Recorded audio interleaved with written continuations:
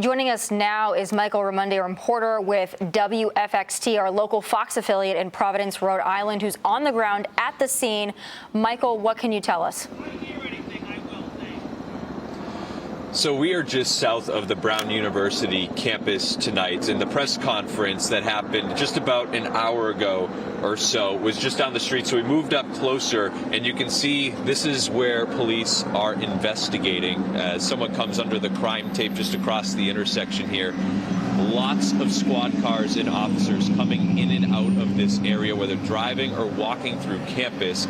If we pan up to the right here, that is the building where this shooting took place. According to that press conference earlier this evening, they said it happened in that engineering and physics building. There's classrooms and there's lab space inside of that building, and that is where the shooting happened. It's called Barris and Holly, a very big building with all the lights on there in the distance. Just a couple of minutes ago, we saw police, campus police, escorting what looked like some students out of this area.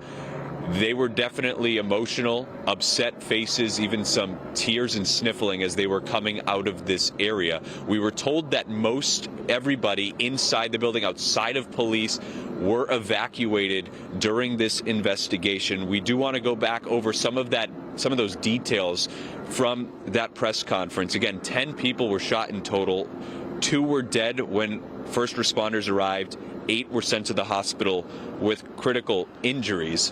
Now, at this point, again, we are about 4 hours after this shooting took place, and police, as of right now, do not have that suspect in custody. The only details they would say is it is a man dressed in all black. No other description, no other details, height, anything like that. So as soon as we get some more details on that, of course, we're going to be able to follow up and give people a good idea of what to be out on the lookout for, because the mayor of Providence was even talking earlier today about how he lives just a couple streets over from campus and saw the police flying down his street wondering what was going on. So where we are right now, there are a lot of campus buildings, but there are some homes and other businesses as well.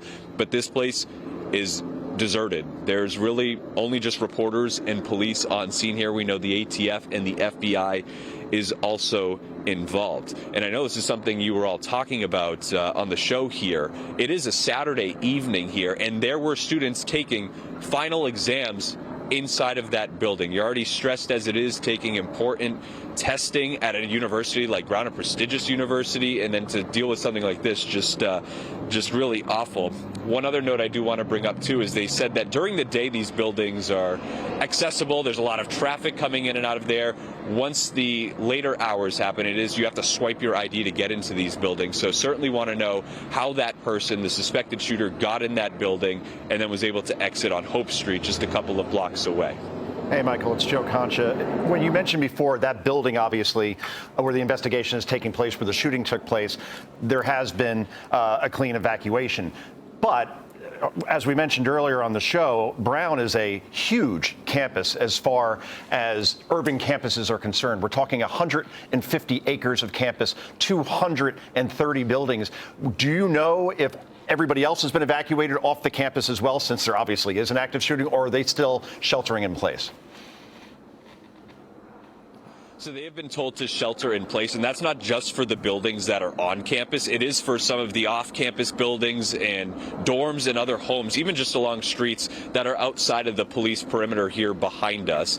And they're really just trying to make sure that people are safe because they don't know where the suspected shooter is. As much as they're trying to investigate and figure out where that person is located, they're not sure. So they're really just telling people to play it safe right now. Don't risk going outside, stay inside, and just wait it out until police can really figure out where that person is and put them in custody. Michael, it's Julie Banderas. I understand that the Rhode Island Hospital, and that's where the patients are. I want to talk about the victims.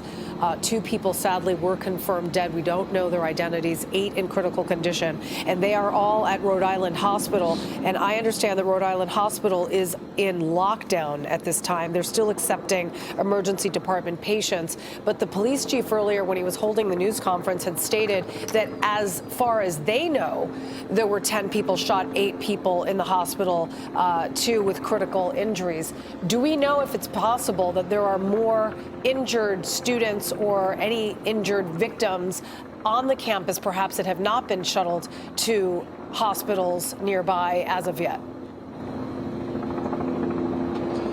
There's certainly the potential for that. During that news conference, they reiterated multiple times how this was a fluid situation, and this was just the preliminary information they could give us just about 2.5 hours after this incident occurred on campus here behind us.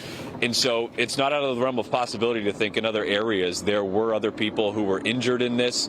And at this point, police have not told us as much, but the way they were describing some of the details and how they couldn't confirm more details, they did in a way leave it open to figure out that there could be more people who were injured in this. And as soon as we find out those details, of course, we're going to pass those along. Michael Raimondi, thank you so much, and please stay with us. We're continuing to monitor the manhunt for the shooter at Brown University, who killed at least 2 people, left 8 others in critical condition. We'll be back in a moment. Hey, Sean Hannity here. Hey, click here to subscribe to Fox News YouTube page and catch our hottest interviews and most compelling analysis. You will not get it anywhere else.